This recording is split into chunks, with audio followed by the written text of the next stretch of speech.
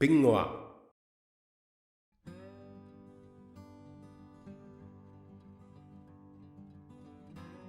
Hey, it's Mary from Pingua. Welcome. So glad you're here.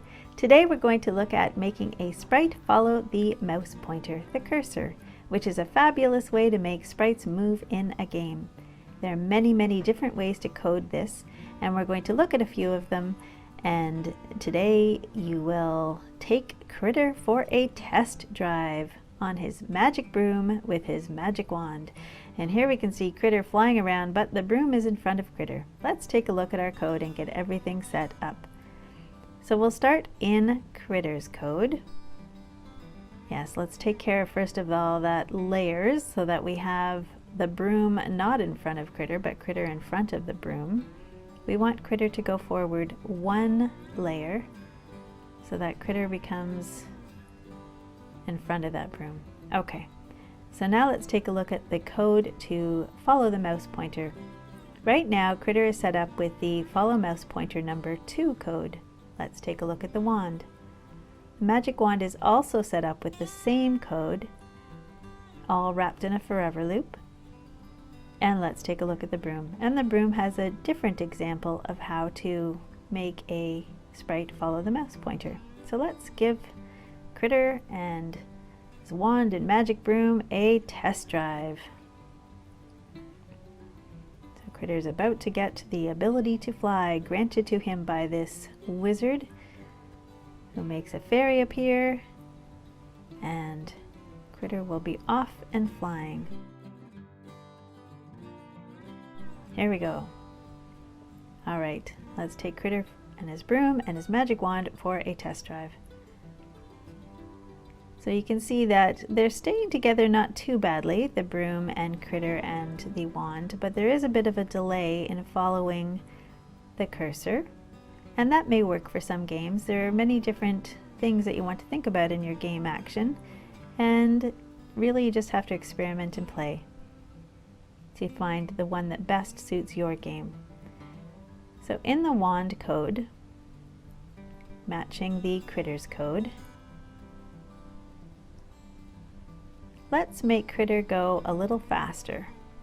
Let's make this number in the value bubble of how many seconds it takes Critter to glide to the mouse pointer. Let's change that to 0.2, and we'll need to make the wand matching because we want them to stick together. And we'll need to change the value bubble in the broom code as well, so that all three have the same amount of seconds it's taking to fly to the mouse pointer. And a smaller number, which is smaller than 1, 0.2, will obviously be quite quick. And here you can see there's far less delay. They're staying a lot closer to that mouse pointer. There is still a little bit of a space. You move the mouse pointer and then it takes them 0.2 seconds to catch up. But they're all sticking together, and that may work for your game. That may be what you need.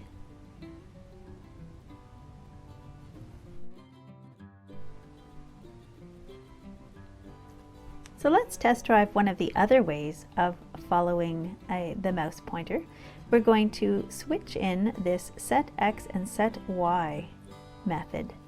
We're going to take out the previous method and let's slide in the set X to something and set Y to something.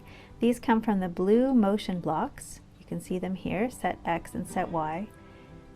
And adding into those bubbles, we're going to add the light blue sensing blocks, mouse X and mouse Y. Remember that sensing blocks sense information and report it to the computer. So these will be reporting the mouse X position and the mouse Y position. And by sliding them in here, we've got Critter now. The Critter position is going to match the mouse position in terms of X and Y. Let's do the same thing with the wand. So the wand also, the wand's X position will be set to the same X position as the mouse, and so will the Y position of the wand. And let's swap out the broom one as well and make them all match. So we've got set X to mouse X, so the broom's X position will match the X position of the mouse, and the Y position will as well. Now we need that point towards the mouse pointer so that the broom looks a little bit more realistic and switches direction with Critter. And now Critter isn't changing direction, but we'll fix that in a moment. So they are matching, all three of them, the broom, the wand, and Critter, are matching the X and Y position of the mouse constantly. So there isn't that delay. They don't have to catch up to the mouse pointer, which makes it a very precise way to move them around. Let's take a look at the wand. Yeah, we have it all set. So there are many, many different ways to code so that a sprite can follow the mouse pointer. And let's fix this so that Critter will also point towards the mouse pointer and switch direction. So we'll just take that from the previous code. We forgot to separate that and put that back in. It's always good to test and see. And there we go. Let's take them for a test drive. So as you can see with this method, it's really precise, and that might match your game better. Or the other way, where there's a slight delay and they have to catch up to the mouse pointer, that might work for your game better. So thanks so much for watching. I'm so glad you came. Hope to see you in the next videos, and tune into pingua.com for lots more fun.